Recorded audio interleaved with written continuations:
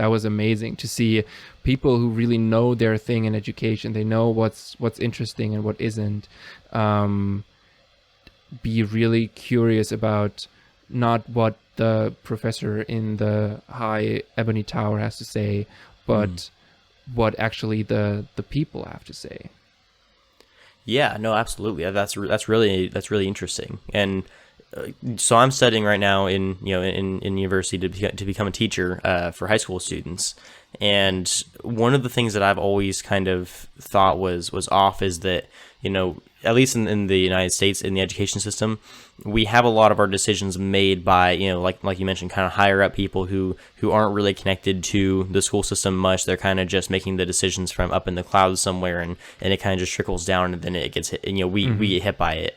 I've always kind of wondered why there wasn't more of a somewhat like more of a democratic approach to that kind of stuff.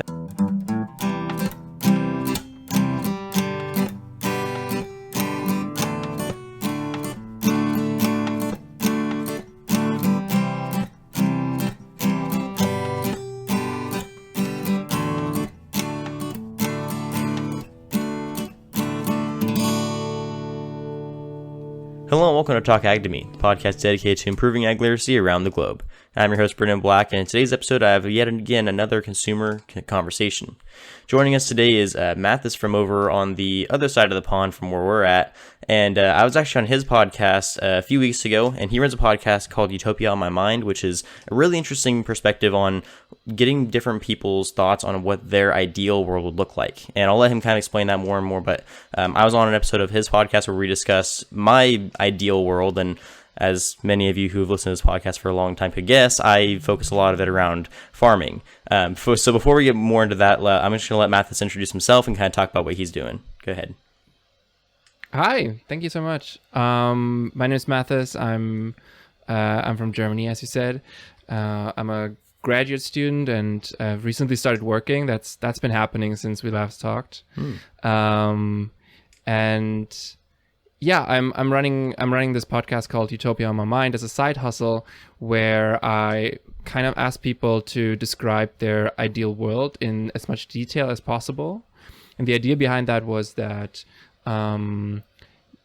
we live in this kind of weird world at the moment, not specifically this year, but like generally, where the expectancy for parents at the moment is that their children will have it worse than them, and that is kind of a unique situation to be in, given the larger scale human history. And I kind of like I'm kind of asking the question of why that is, and what would happen if we return to thinking about the future as potentially better than our present. And that's the whole thought process behind the podcast. And I've been really fortunate to talk to some really cool and interesting people, among them, of course, being you. And I don't know if you recall, but of course we talked a lot about agriculture, which I thought was super interesting because that is a topic that I rarely get to discuss with the usual academia type of people who come on this podcast.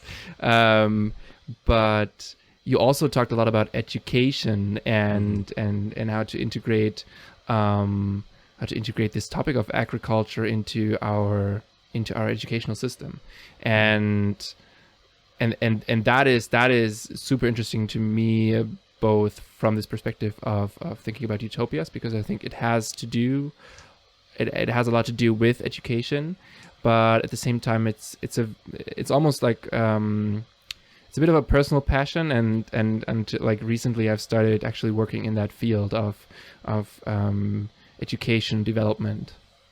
So yeah, that's me and the podcast in a nutshell. Awesome. So yeah, I definitely think that some of the topics we discussed on your episode was there's a lot more depth we could have gone into, but because kind of the the structure in which we designed the conversation. It was a lot more, like you said, planning for the future. What could we do better, next time, kind of thing. A lot of hypotheticals, that kind of stuff. For this episode, I want to focus a lot more on what we're doing now in terms of a lot of those things that we talked about. And so we could talk about the education system as it exists now, the way that agriculture is already being introduced in education, at least in the United States. I want to talk a little bit about, the current agricultural system and compare that to how I said it in your episode. So there's almost kind of like a part 2 to your episode. Okay.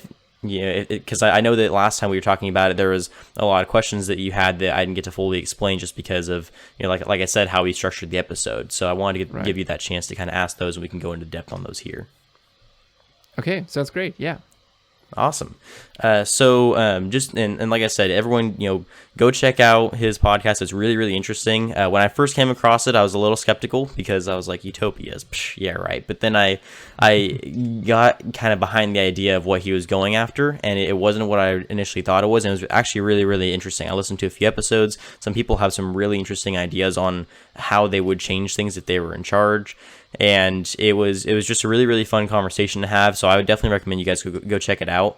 Go check out my episode. It's up, and it's a pretty good one, I'd say. I mean, maybe I'm a little biased, but so jumping straight into it, what is, before we get started here, kind of the initial question I ask all my guests, what is your experience with agriculture? Right. I mean, I'm one of the usual, probably very privileged, lean chair kind of, people growing up, and I'm actually the child of two preachers, which kind of made me like a full-on academic right from the get-go.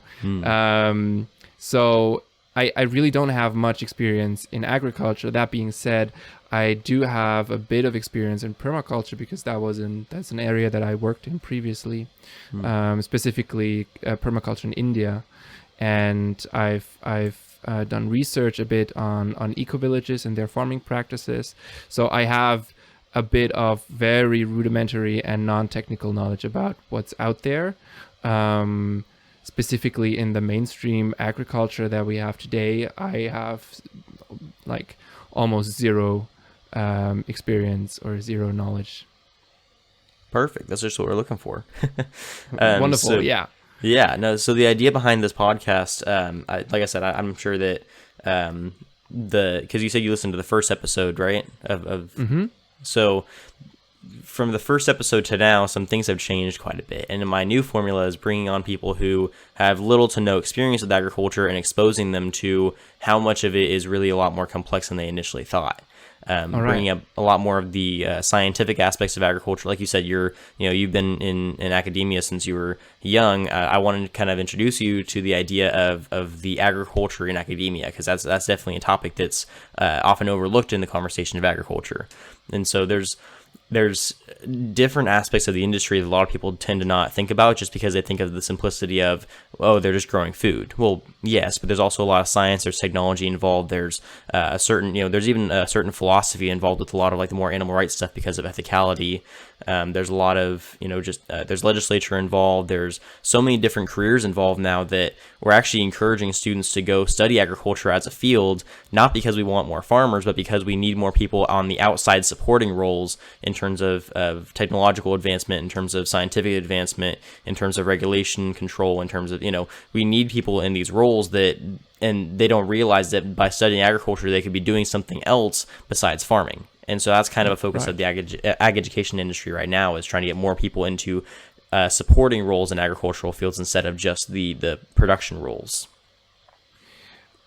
Amazing. Yeah. I mean, this kind of sounds like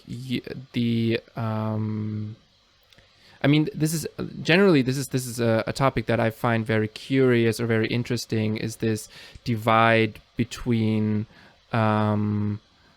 agriculture and its cultural heritage in the public eye, versus what agriculture and the future of agriculture actually needs today, which, as I suspected and as you confirmed, seems to have a lot to do with intersections between the practice and the research on agriculture. Yeah, absolutely. And so there's like I mentioned, there's a lot of complexity to the industry that is still yet to be discovered by the public. And like you mentioned, there's this cultural divide between agriculture. And there's another cultural divide that you hadn't touched on, which is the cultural divide between the rural and urban communities. And because of that divide, there's been a distinct lack of education in terms, or communication is probably a better way to put it, between those communities. And so the rural communities have no idea what the urban communities think of them, and the urban communities have no idea what's actually happening in the rural communities. And because of that, there's been somewhat of a negative connotation on both sides. And so that's why there's a lot of farmers who don't trust the people they're buying their food. They just sell it to them because it's business. And there's a lot of people who they still buy food, but they're a lot more into the mindset of if it's not organic, I don't trust it. If it's got GMOs in it, I don't trust it. If it's not vegan, I don't trust. Like, they have this mentality of, I can't trust farmers, but I still need to eat. And so the purpose of my podcast is to try to bridge that communicational gap, to provide information to both sides about what the other is thinking, that we can start having more productive conversations about how do we handle this industry so we don't starve, and less of, I don't trust that guy and he doesn't trust me, so we're not going to even talk to each other. Okay, wonderful. I mean, may I go on a little tangent? I've had this really interesting experience on a talk that was given in the context of, it wasn't given in the context of Fridays for Future, but it was certainly at that time. Mm-hmm. And it was basically a podium discussion between researchers, climate researchers, some lawmakers, and among others, a key lobbyist for the regional farmers. Mm-hmm. And the conversation was super interesting, and it was about challenges or especially sustainability related challenges for our world at the moment. But as soon as this discussion opened up to the public, suddenly the audience really honed in on that lobbyist person for agriculture. Who was basically just doing his job of representing the farmers in this discussion, and who suddenly had to really, he like, people gave him a lot of for just his position, and there was this whole like frustration, anger, but also like misunderstanding in the room of like people like accusing him of being like supporting really unsustainable practices, really unethical practices, when in reality the room was of course crowded with the usual middle class suspects of just not giving a fuck about these things when they make the purchase decisions, or having the money to actually do that, but like not realizing their privileged position in this. So it was really interesting to see this, in this part, in this situation, like a crowd of very academically oriented people kind of going full confrontation style rather than conversation style. Yeah, no, definitely. And that tends to be, unfortunately, the interaction in most cases. And I just want to make it clear, I never blame the consumers in this situation. I never blame the people who don't know, because at one point I might have blamed them. If it was 50 years ago, I might have blamed them. I mean, personally, I probably would have blamed them 2 years ago because I didn't know better.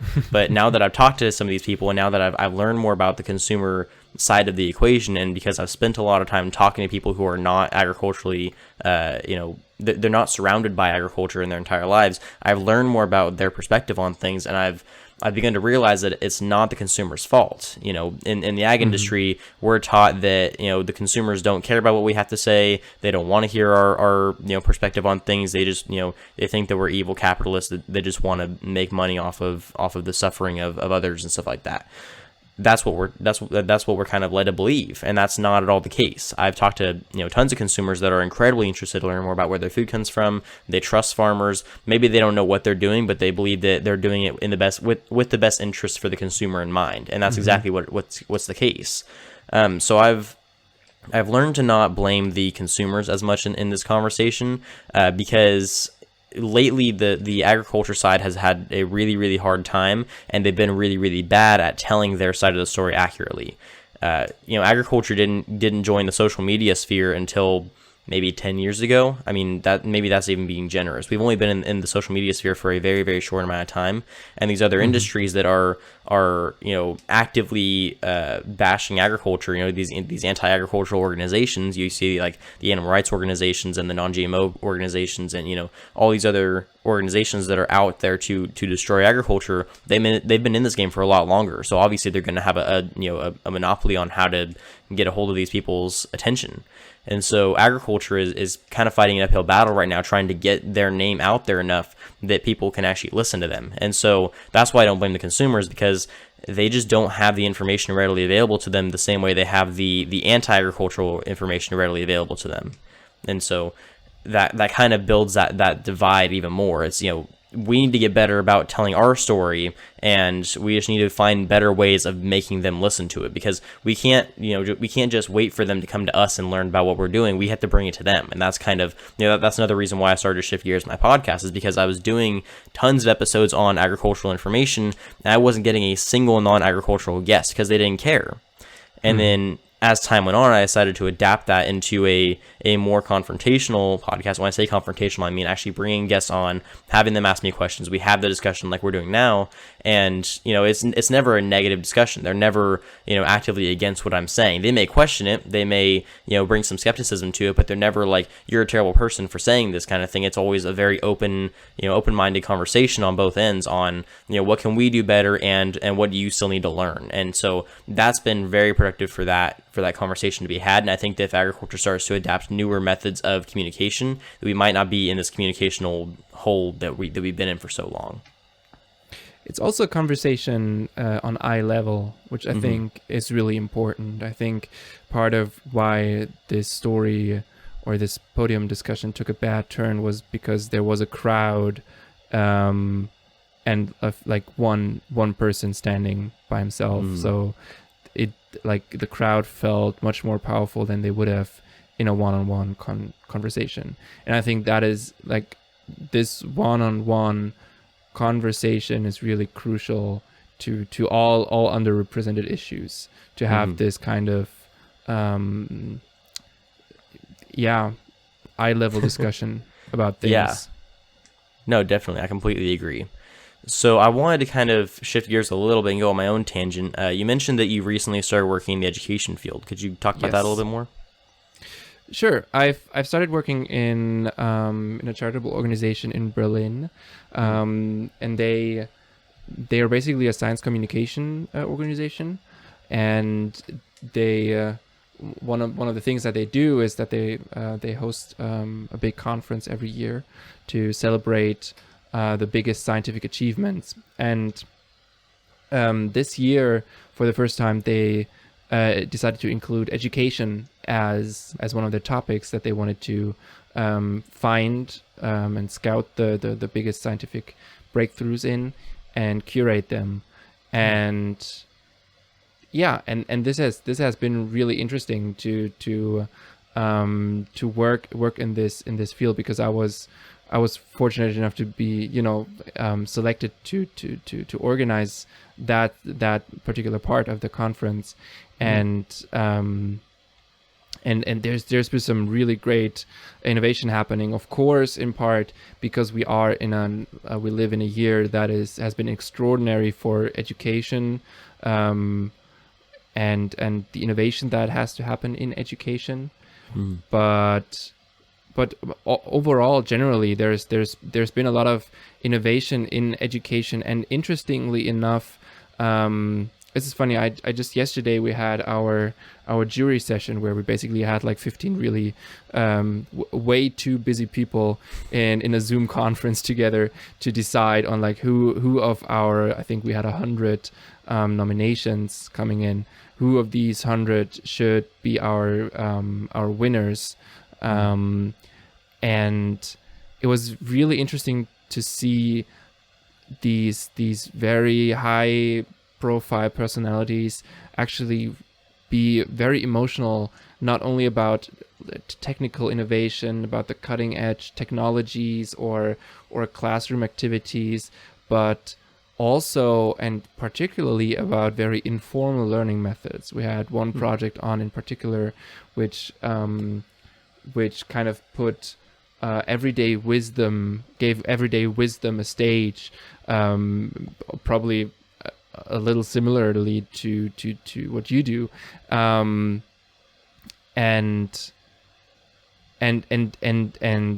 the jurors, they just went all crazy over it. They loved it. That was amazing to see people who really know their thing in education. They know what's interesting and what isn't, be really curious about not what the professor in the high ebony tower has to say, but what actually the people have to say. Yeah, no, absolutely. That's really interesting. And so I'm studying right now in university to become a teacher for high school students. And one of the things that I've always kind of thought was off is that, at least in the United States, in the education system, we have a lot of our decisions made by, like you mentioned, kind of higher up people who aren't really connected to the school system much. They're kind of just making the decisions from up in the clouds somewhere, and it kind of just trickles down, and then it gets hit, and we get hit by it. I've always kind of wondered why there wasn't more of a somewhat like more of a democratic approach to that kind of stuff. And we do have, we have smaller committees on the local level that are able to have some, leeway, but there's pretty stringent rules that prevent certain, certain things from being changed about the education system. And I always wondered, if this is, arguably one of the most important aspects of our society, like we mentioned in your episode on your podcast, education is kind of the foundation for a lot of different things to go right in a society. If education is so important, why are we not letting the people who are actually being affected by it make the choices on how it gets decided? So I think that's really interesting that they were starting to take more of that kind of approach over in the operations that you're working with. So with those operations, what, I don't know if you're able to talk about this, but what kind of new innovations, similar to the one you just mentioned, what kind of new innovations have you seen? Did you see more like hands-on kind of stuff being implemented? Did you see more, new innovations in remote learning? Is there any kind of new technology they're experimenting? Like, what have you seen that kind of, caught your attention? Yeah, I mean, I can talk about it in abstract terms, definitely. There are a couple of trends going on, and of course, one of them really is digital learning in all its facets. There's been a lot of innovation happening in how can we translate a on-site learning experience into a digital space the best way possible. And some people go the route of creating virtual spaces that are really interesting, that mimic actual spaces, where you can have a lot of face-to-face interaction without having to be on campus. And they do an amazing job implementing technology to work towards that goal. There are other technologies who go even, or other innovations that go even a step further and try to leverage the digital experience to its best. And one project that comes to mind, they decided to implement a technology to remotely steer laboratory equipment. And that was a project that I found highly interesting to see yourself go into a web browser, type in some URL, and just be able to steer high quality lab equipment from your browser to gain some insight on whatever research you were doing. And that was amazing to see that. Then like in the more hands-on approach, we've seen a lot of innovation happening in the pedagogical space, especially with this crisis happening and with, you know, every student being in a bit more of a stressed mood or stressed situation. We see a lot of educators actually reconsidering their approach to their didactics and to teaching their students. And one keyword that I came across a bit more was inclusion of not only people with disabilities, but also people with different social preferences. How can we build didactics and pedagogical models to better work with these students? And the third aspect is, I think, and that caters more to your interest of like what is happening system wide, is that especially in the higher education landscape, we see a lot of movement away from the formal degree structures. One major trend that is on the rise at the moment are micro degrees. So kind of educational models where learners can pick and choose what they want to study, rather than having to conform to this very rigid model of this is your degree, you have to have these credits in these fields, and rather than having really wishy-washy degrees, they've decided to make these micro degrees where you can actually complete a degree in a really short time, but have an actual degree that you can show for, and that it's in itself is, I think, a reaction to the global or not the global challenges, but like the global trends that we're seeing of like work and professional life becoming more and more complex, the challenges that we face becoming more and more complex. Personally, I'm always a proponent of having more generalists in the world, and also like the reality of people being more mobile, being more remote, being more wanting to see more of the world and wanting to learn more about the fields that other people are experts in, and it's really cool to see that happening. And I think it kind of also like these kind of structures, they happen on a level where innovation is much easier. Interestingly enough, the sector of education, innovation is happening at least in half, like at 50% outside of educational institutes. So happening in companies, in industry, in the investment sector, happening by individual thinkers, and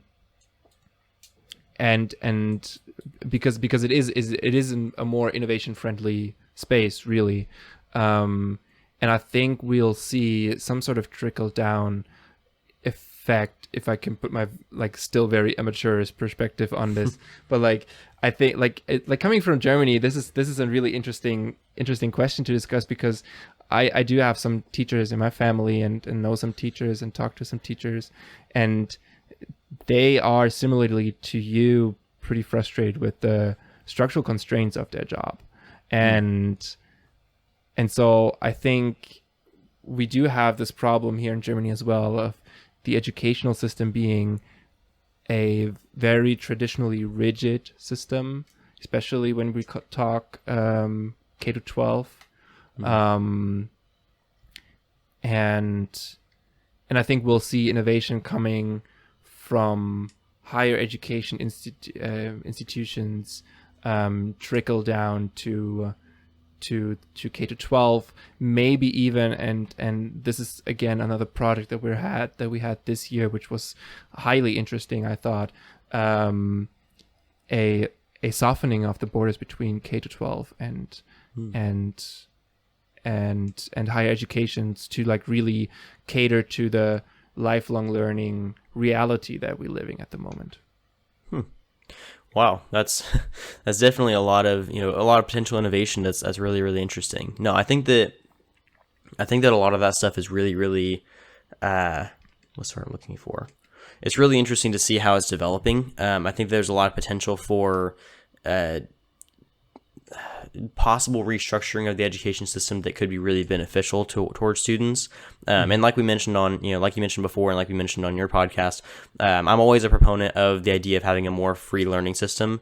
And when I say free, I don't mean financially. I mean, obviously in the terms of having creative freedom of your own degree and having, an ability to kind of structure how you want to learn, having the ability to work with your teachers and find ways of learning that aren't completely just related to sitting in a classroom and watching a presentation. Because as we know by now that, there's tons of people who learn in very different ways. There's auditory learners, visual learners, and kinesthetic learners. Obviously, I'm more of a kinesthetic learner, but I'm also what I consider a vocal learner. And that's kind of a newer development in terms of like, in order for me to understand something, I have to be able to talk to somebody else about it. I have to be able to teach them about it. I have to be able to explain it. And school isn't built for that kind of stuff. Like they discourage talking to your peers during class time. So if I want to learn something, I have to wait until after class to talk about it, and by then I've already forgotten it. And so there's just, I think there's a lot of room for adaptation to be made. And maybe, since I'm still trying to learn how to become a teacher, maybe I'm still kind of naive to how a lot of this stuff is supposed to work. But I think that there's a lot of room for improvement in terms of, how we teach kids, what kind of level of restriction we give them in their schooling. Like you mentioned with the micro degree thing, which I think is really, really, really interesting. I want to see how that ends up being being incorporated into the job market. I think that as a society, and again, this is all, speaking from the United States perspective, I don't know how things are in other countries or in Germany or anything like that, but in the United States, I think that we heavily encourage kids to go to college, and half the time they go and they don't know what they're going for, and so they're wasting money. That's why I always encourage going to smaller universities, going to community colleges, going to cheaper schools to try to figure out what you want to do before you go and spend thousands and thousands of dollars and go to some fancy school just to sit there for 5 years because you don't know what you want to do with your life, and then you get some useless degree and then you don't get a job. So I think that there's a lot of room for improvement in those areas. I think that having that micro degree system in place could be really beneficial for a lot of people that just want to, maybe they know what they want to do, but they don't want to sit through all that schooling, and so they can just get in and get out and go into the job market. Because like you said, a lot of people learn on the job. A lot of jobs require some kind of specialized training when they get there, and maybe that training is stuff that they could have learned in school, but if they already learned it in school and they're going to train them anyway, what was the point learning it in school in the first place? It's almost better to learn through the experience rather than to learn through sitting in a classroom for hours and hours and hours and then stressing yourself out over all these tests just to go through the exact same thing all over again when you actually get the job. And so I think that there's a lot of, all of the innovations that you talk about are really, really intriguing, and I'm hoping to see more of that kind of stuff being implemented, because I want to see how it works before we start using it on a massive scale, obviously. But I have a lot of optimism for that kind of stuff being really effective in producing new leaders of the next generation, in producing people that are a lot more productive in their jobs, that are a lot more enthusiastic about their schooling, that have a lot more freedom. Because that's the thing, is I've noticed a lot of people when they say they don't like school, it's not that they don't like school. They just don't like how school is being run. They really enjoy learning. A lot of people really, really enjoy learning. It's just that they only enjoy learning if they get to learn how they want to learn, and that's not happening. And so that's why you're seeing a lot of kids that are struggling to keep their grades above a certain level, just because they have no interest in what they're doing. It's not because they're stupid. It's because they don't want to work. They don't care, because that's not what they want to be learning about in the context that they want to be learning it. I mean, my brother and my brother-in-law are perfect examples of that. They're both incredibly smart businessmen. They love learning about new things, but they have a very specific way of learning that is not centered around sitting in a classroom for 7 hours a day. And because of that, they had a really hard time getting through school. They're both incredibly smart. I mean, they're smarter than me in a lot of ways, but school is just not their thing, and school is not built in a way that supports their learning style. And because of that, they struggled. Any academic would consider them, stupid, for lack of a better word, but anyone who understands business knows that they are way smarter than half the actual business students in any university, because they just learn a different way. And so, yeah, I kind of got off on a tangent there, but yeah, I think it's really cool stuff, all the innovations that you brought up. I'd be curious. So in the agricultural education field in the United States, we have a lot of hands-on learning style teaching methods, and that's something that's not seen in a lot of other departments besides like the science department and obviously physical education. But the science department is a lot more hands-on than most other subjects in school, and agriculture is most closely related to a science, so I guess that makes sense. But a lot of our education styles are based around having the kids work with animals, having the kids grow their own crops, have the kids, operate tractors and learn how to run a farm, from the physical point of view. But now we're starting to get more into the education field of teaching kids how to operate more advanced technology. Kids can now learn how to artificially inseminate cows. They can learn how to operate robotics that will be used on a dairy. Some kids are learning how to build those robotics. We have computer scientists and we have engineers that are going into designing all these massive scale robotics and large scale equipment and artificial intelligence and all this kind of stuff that's just going to be used for a farm. And so when you tell people that, they're kind of surprised because they don't even realize how much technology actually goes into farming. But when you think about it from the educational point of view, like we're talking about the significance of being able to give these kids opportunities that they wouldn't have before, I think that that's a really, really cool opportunity to be able to use, being able to work in fields that you would not have expected your skill set to go into, but are also, they're teaching you things that you would not learn in an average classroom, because like I said, they're hands-on and they're all experiential learning. None of it is, I'm going to teach you about this and then you're going to do it. There's some of that, but most of it is, I'm going to throw you out there and you're going to figure it out and then you're going to learn from it. And kids tend to learn better that way, in my opinion. And so I don't know if you share that idea, or if you guys have a similar system in terms of how you run your science programs. And because I can't think of any agricultural education programs in Germany. Maybe there are some that I'm not aware of. I don't know if you have any experience with agricultural education in Germany, but that's just kind of how we're running things over on our end. Yeah, I to take this like upfront, I actually don't have the experience of how agricultural education is run here. What I always thought back to right now when you said that was my experience in India with this small it was a social enterprise, and we ran these. We did two things. One, we ran permaculture workshops in educational facilities, especially in facilities with people with need for inclusion. One particular school that we catered to had people with hearing disabilities, and the other thing that we did is we coached and we kind of did the science class in an orphanage, in a girls' orphanage near Mumbai, and both of these experiences taught me that this hands-on experience of learning about what you do and like how you grow food, how you sustain yourself, no matter whether it's permaculture or some other agricultural practice.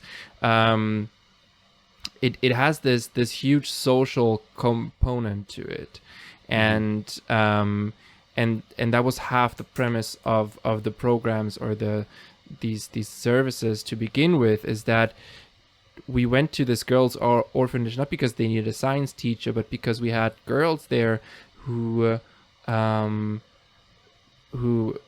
have prospectively no agency at all in their communities. Some of them are, or many of them are actually not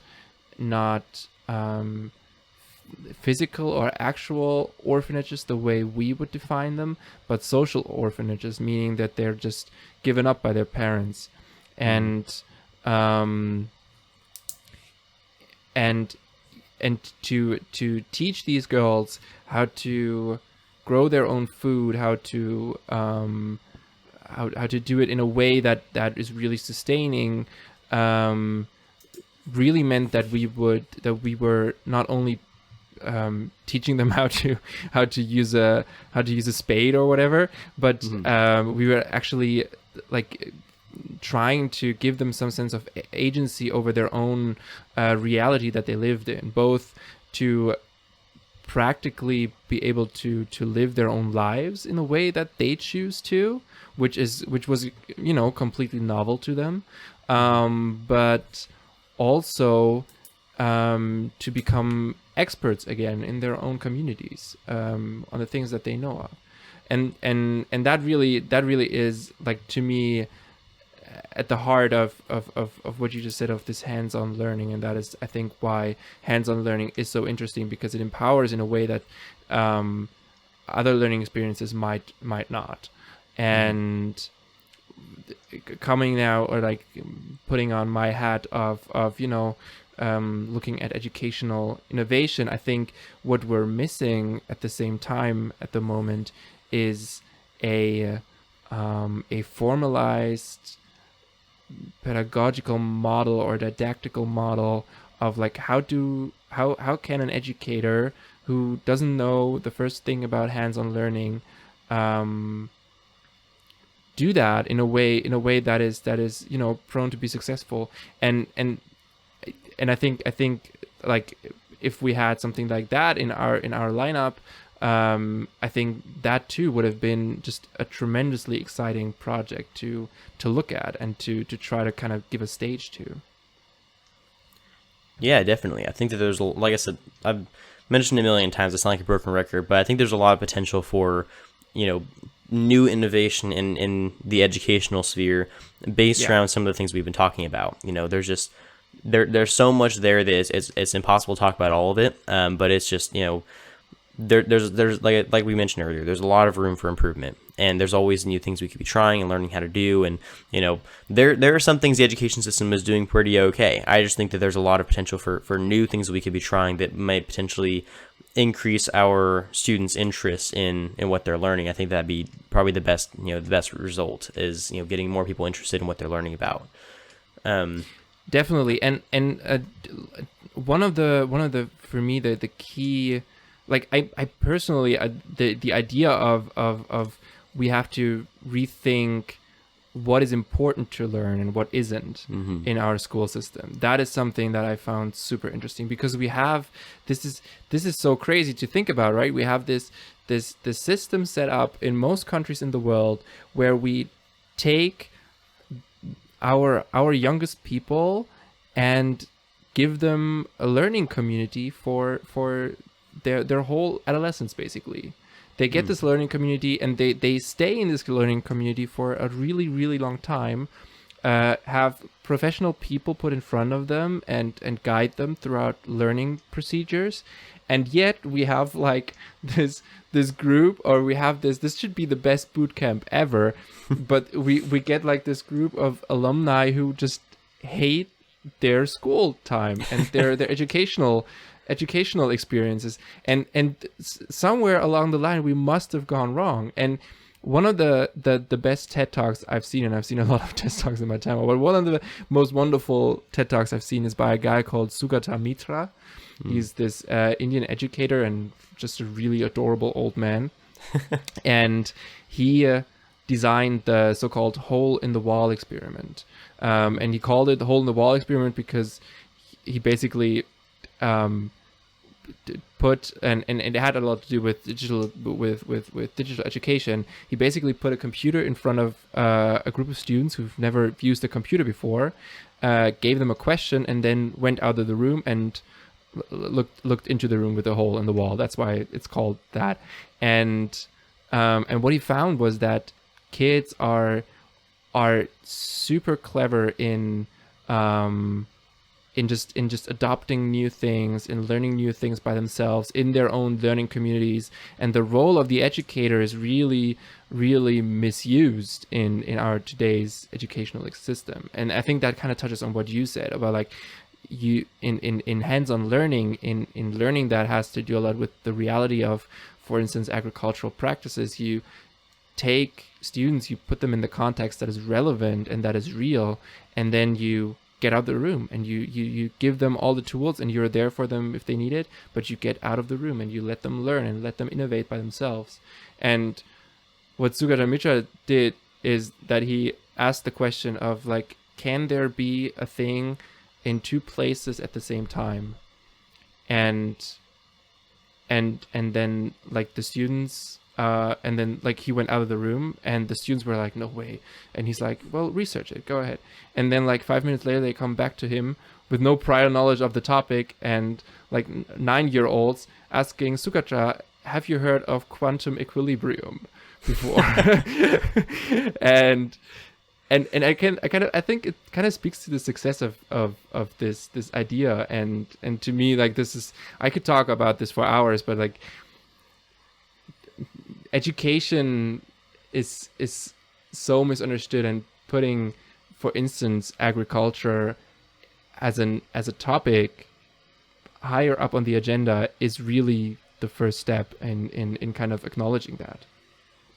Yeah, no, absolutely. I couldn't agree more. And I think that, you hit the nail right on the head. I think that as a society, we've kind of begun to overvalue teachers a bit, and not that teachers shouldn't be valued. I mean, I'm studying to be a teacher. I think that teachers are incredibly important. Mm-hmm. If it wasn't for half of my teachers in high school, I wouldn't be where I am. I had a lot of incredibly powerful influences in my life, but all of those teachers that I valued were very hands-off. They taught me how to do things on my own, and they let me do them on my own. I didn't really, it was the teachers that had very strict rules and that they had to oversee everything I was doing that I didn't enjoy working with. And so I think that there's a lot of potential for that, that hands-off mentality, because I've said forever, I'll ask people, what's the role of a teacher? And they always say, well, it's to teach. And I always say, no, the role of a teacher is to guide a student to learning on their own. That's the entire point of having a teacher, is that they're not supposed to be feeding you all the information. They're supposed to be helping you get the information. And if they're the outlet that information has to come from, then sure, that's fine. But if you have to rely on somebody else for your information all the time, then how are you ever supposed to sustain yourself? Like I recently moved from my home. I'm living with my roommates now for about 2 months now. When I first moved here, I had to learn how to cook on my own because I'd never cooked before. And that was a very different experience, but I had to learn it quick, and I had no one to teach me, so I just figured it out, or else I was going to burn down the whole apartment. So, you'd be surprised how fast people can learn when they have to, and so if you're forcing them to learn, and if they know that they can always have their teacher there to ask for help if they need help, they're not incentivized to learn. It's when you leave them alone and say, hey, figure it out, and if you don't, then you're kind of screwed. That's when they start to figure things out and learn on their own. And like you mentioned with the communities thing, with the educational communities thing, I was talking to my old boss from the community college I transferred from.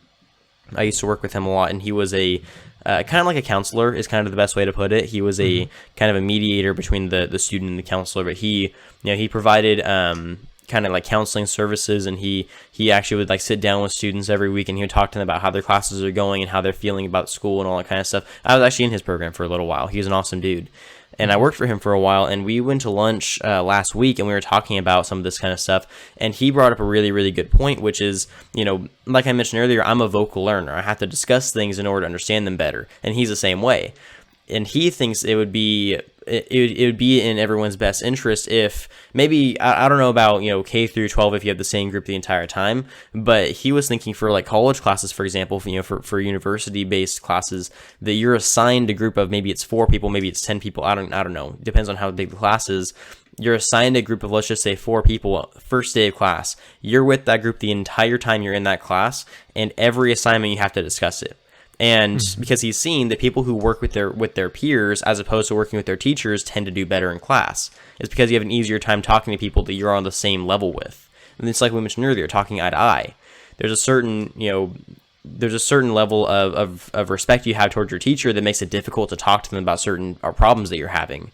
But if you're talking to your peers, not only are you doing better in class, but the students that work with their peers often have better mental health. They often have more positive outlooks on their education and on their life in general. Like, there's just so many advantages to working with your peers, but students aren't encouraged to do that. They're encouraged to not talk in class. They're encouraged to not work with their peers. They're encouraged to, work independently on things. And yes, there are certain levels of that need to be enforced. Students can't be working together on tests all the time. But if you want a student to learn, you need to give them the opportunity to talk to people about what they're learning about, because a lot of people learn that way. A lot of people have, they benefit from being able to work with people that understand them.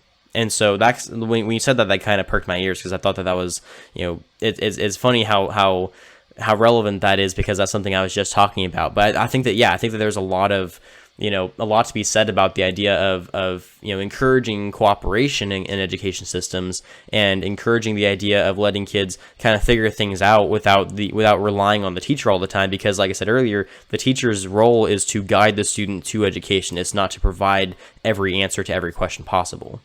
Exactly. And I think like the role of the teacher to be a guidance and or a guider for students kind of also fits better the reality of the resources we have. I mean, one thing is that talking to a teacher is often much harder than talking to your peers,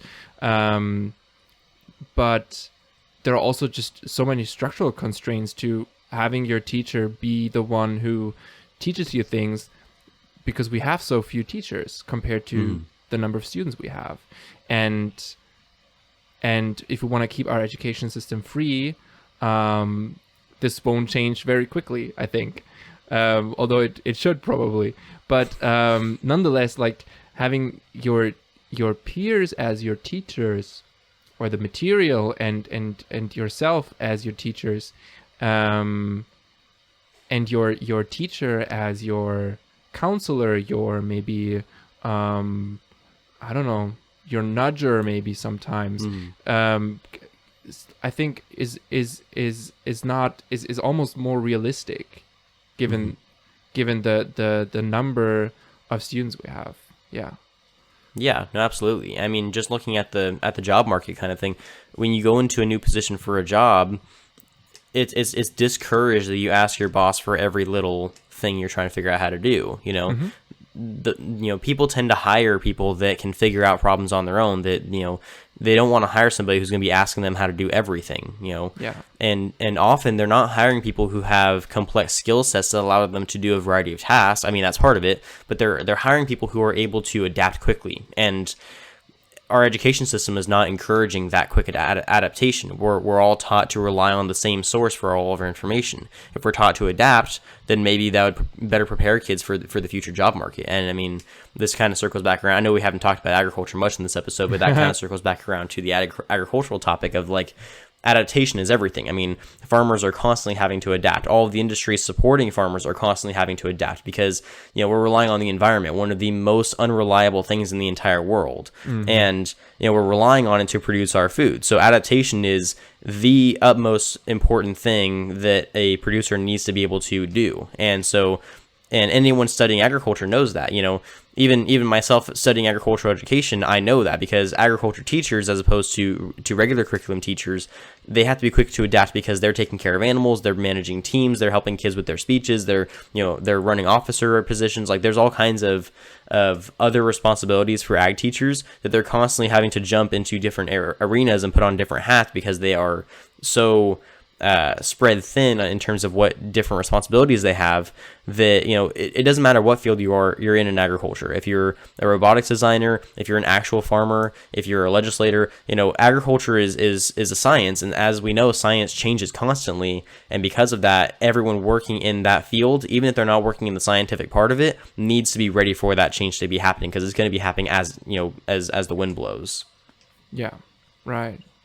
That makes complete sense. I mean, to push this back to agriculture, which I'm kind of curious about, what kind of things educationally are happening in the agriculture, or with the topic of agriculture, that you feel are really exciting at the moment, may be in hands-on learning or otherwise, or structurally. I actually don't have much knowledge as to what kind of educational structures there are out there for agriculture as a topic. Yeah, for sure. And, I know that we started this episode talking about, we're going to go into agriculture. I'm going to answer all these questions, but we kind of got sidetracked. But I think the education topic is one that I've wanted to talk about for a while, so I think it was really important that we got there. In terms of agricultural education, it's difficult because everything going on right now, agriculture classes are in person, or they're remote. And so that's kind of a difficult thing to pull off, and a lot of agriculture teachers are still trying to figure out how to make that work because like I've been saying, agriculture is a very hands-on topic. You have to learn it through experience. You can't just learn it by sitting on a computer all day. You can learn abstract pieces of agriculture, but like you're not going to learn how to work with animals over the computer. You're not going to learn how to grow crops. You're not going to artificially inseminate your cat or something. Right, exactly. Like, there's no level of understanding the physical realm of agriculture that can be had on a computer. Everything that is done on the production level of agriculture has to be experienced physically. And there are certain things that we can learn over the computer. Like we're learning very abstract topics over the computer, but it's really hurting the agricultural education system right now to be online like this. So the teachers are trying to adapt to that right now. I've actually worked with a couple different organizations on producing educational resources for teachers. So we went around, we actually interviewed farmers, and we recorded, we did videos with them. We did interviews with different industry heads. We did, we sat down with different processors. Like we basically broke down a bunch of different industries, a bunch of different steps of the processes. I'm not sure if you're familiar with the farm to fork process, but essentially, if you take a product, let's just say milk, for example, it goes from the dairy, obviously, and then it goes to the processor, and that's where all the pasteurization happens. That's where all the cleaning and the inspection and all that kind of stuff happens, all the food safety regulations. And then it gets packaged and goes to the distributor, who then takes it to the retailer, who then sells it to the consumer. And so that chain is so vitally important, and people tend to forget that there's middle steps involved. It doesn't just go from farmer to consumer. There's somebody who's actually cleaning the milk. There's somebody who's actually packaging the milk. There's somebody who's actually inspecting the milk to make sure it's safe. There's somebody who's actually delivering the milk from those places to the store. And, people who think that their milk just shows up in a grocery store don't realize that much. And so being able to have those conversations about how we can get that information out more effectively is difficult to do over the remote learning systems that we're using right now, because like I said, so much of that process needs to be learned in a hands-on environment. And so we created virtual resources for the teachers that they're able to use, but it's not the same. And yeah, so I would say that the current agricultural education system isn't a good example of what's actually going on in the ag education industry. If we're talking about modern innovations in ag education, there's a lot of interesting things that are being tried right now. So ag education in the United States is actually tied to a youth leadership organization called FFA. I don't know if I mentioned that in the last episode or if you know what that is at all. No, I don't know of that. Yeah. Okay, so the FFA is short for the Future Farmers of America.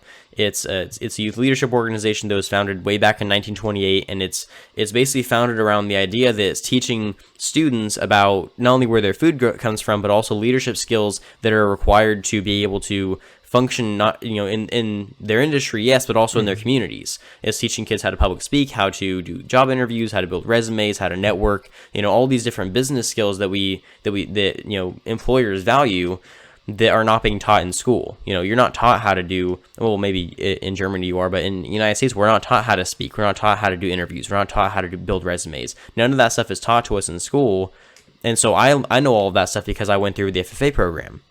And having more youth leadership groups like this, I think, are the ticket to getting, more innovation in different industries. If there was an FFA, but for science or for, English, for example, or math, or, if we had groups that were based around teaching the subject, but also teaching applicable skills beside the subject, then I think that'd be a lot more interesting for students to get engaged with. Because FFA, agriculture is interesting to me, but not everyone enjoys sitting in a classroom learning about cows.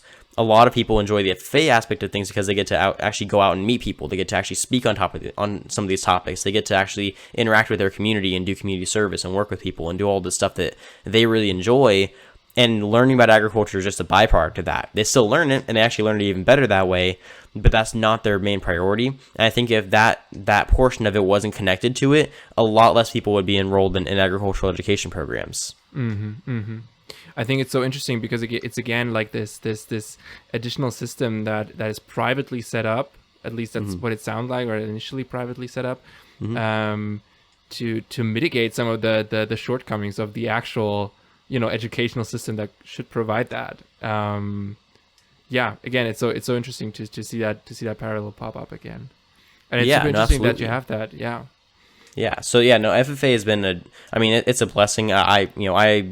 If it wasn't for FFA, I probably wouldn't even be involved in agriculture today. I wouldn't be doing my podcast. I wouldn't be doing any of the stuff I'm doing because it has that much power. And so I think that in terms of, where we go next as an ag education industry, we need to really, really hone in on our what assets we do have and what we can improve on. And I think a lot of the improvements are going to be made in terms of really innovating the new technology that's being brought to the table. I mean, agriculture is, like I mentioned earlier, incredibly technologically advanced. So we use robotics, we use artificial intelligence, we use drones, we use self-driving tractors, and we're partnering with companies that are, they have pilot licenses so that way they can fly the drones. They have computer science degrees that way they can build the AI and the GPS that's used to drive the self-driving tractors. We have engineers that are building the robots that are being used in our fields. We have legislators that are working with us to improve the policies that are hurting agriculture, and all of those subjects are so important. I think the main weakness of agriculture education right now is that we're not teaching kids enough about those subjects. We're just teaching them, oh yeah, farming is good because of this reason. But we're not teaching kids that they can go into agriculture and not be a farmer. Some chapters are doing a pretty good job of it. Some schools are taking that pretty seriously. But there's a lot of schools I've met that they focus on agriculture on a superficial level that's not. It's unflattering to the scope at which agriculture actually expands. I mean, there's a lot of complexity to this industry that gets overlooked even in its own field. Exactly. That's what I was thinking. Like, there is so much complexity in here that that really should be shown more, because otherwise we do get into these good versus evil discussions on agriculture, on all topics, with like nobody nobody said, like, in this podium discussion, nobody had a problem with drone operators having jobs, I mean, this is kind of part of the same ecosystem. It's all kind of interlinked and so again, so symptomatic of our complex time that we live in. So I think it is super important, but also I applaud everybody who does a good job of translating that complexity to the public. Yeah, definitely. And I'll kind of close, since we're starting to get a little short on time here, I'll kind of close with my statement of just that, I think there needs to be a lot more push towards having education in the mainstream conversations. Not just because in terms of agriculture, I think agriculture is an incredibly important topic, but also because we just don't talk about this stuff enough. We don't talk about what's wrong with our education system. We don't talk about what's actually going on, going back to the agriculture thing, what's actually going on in the world of agriculture that kids could get behind, because there's a lot of stuff that a lot of students would be incredibly interested in if we just told them about it. I mean, I've been learning that through my podcast. There's a lot of people that are incredibly interested in where the food comes from, that they have no outlet to learn about it from besides social media, and social media is telling them a bunch of lies. And so I think that if we, as a society, begin to start prioritizing the idea, and this is something I talked about on your podcast, if we begin to start prioritizing the two main things that I believe run a society, food and education, then I think we'll be in a lot better place than we are right now. And maybe, I'm not going to say I have all the answers, but I think we need to be having the discussion in a way that we can figure out what the right answers are. Yeah, totally. So I don't know if you had any closing statements you wanted to make or anything like that before we close out here. No, I'm super happy and proud to have been on your podcast. That was amazing, and I really thoroughly enjoyed us talking about education so much. But I think I learned a lot about agriculture. Maybe not from a practitioner's perspective, but from this I mean, this drone operator's perspective, kind of like a bit one sphere up, and that was super interesting. I'm really grateful for this conversation.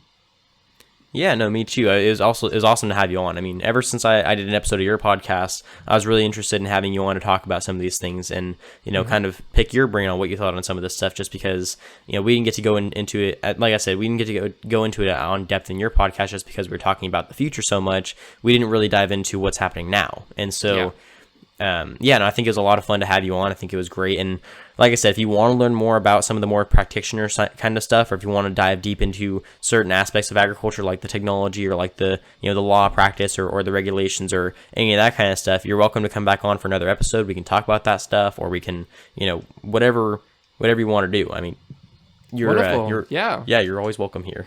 Let's do that. And I mean, you gave so much promo to my podcast. I'm going to give you a bit of promo back. Listen to the other episodes back, because I need to do that as well. And you seem to have a bit of a backlog that I can already learn a lot from, which I will do.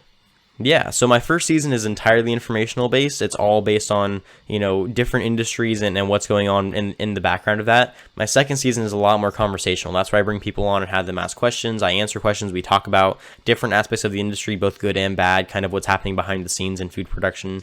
The last 15 episodes or so, those are the kind of the newer season, like more interesting conversational stuff. And then the first 40, I think it's 48, that's all the informational, very, very professional based interview kind of stuff. So hope you find something in there that's interesting. It was wonderful. Thank you.